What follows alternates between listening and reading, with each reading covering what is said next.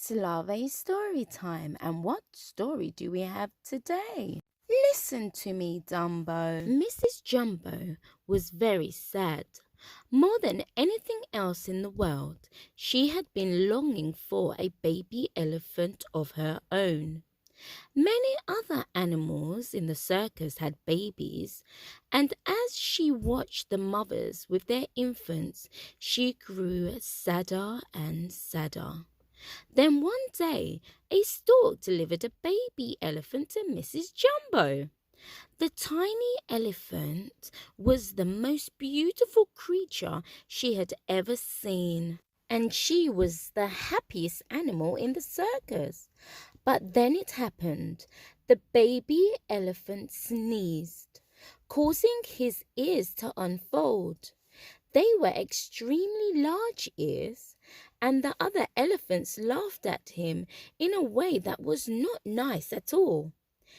Instead of calling him Jumbo Jr., one elephant said drily, "He ought to be called Dumbo." The others laughed loudly at this.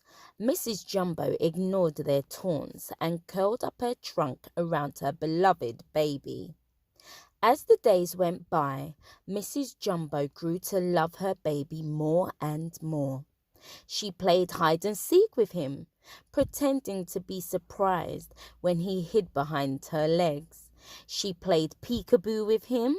She sang him lullabies at bedtime and danced around with him when he woke up. One evening, Mrs. Jumbo found her precious baby looking terribly sad. She guessed that the other elephants had been taunting him again, and her eyes flashed with indignation. But she tenderly put him to bed, tucking his large ears around him to keep him warm. "Don't mind what other people say," she whispered softly. "You are going to grow up to be a fine elephant. Shall I sing you a lullaby, darling?" As Dumbo nodded, Mrs. Jumbo heard the other elephants talking in a low tone in the next door. "Honestly," one of them said, "you'd think it was the only elephant left on earth, the way she pampers him.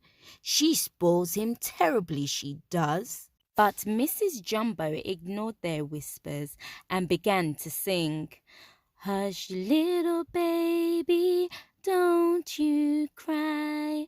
Mama's gonna sing you a lullaby. And if someone should laugh at your ears, Mama's gonna be here to dry your tears. And if your tears can't be extinguished, Mama thinks that large ears are really distinguished." Then she continued to hum and rock her son until his eyelids grew heavier and heavier, and he fell asleep. Mrs. Jumbo hummed for a little while longer, then stood up. But wait, why was it so quiet? All along the elephant stalls, soft snoring could be heard. Mrs. Jumbo's lullaby had put all the elephants to sleep. I hope you enjoyed that love story. Remember to share, like, and tune in tomorrow for a next love story. Bzz for now.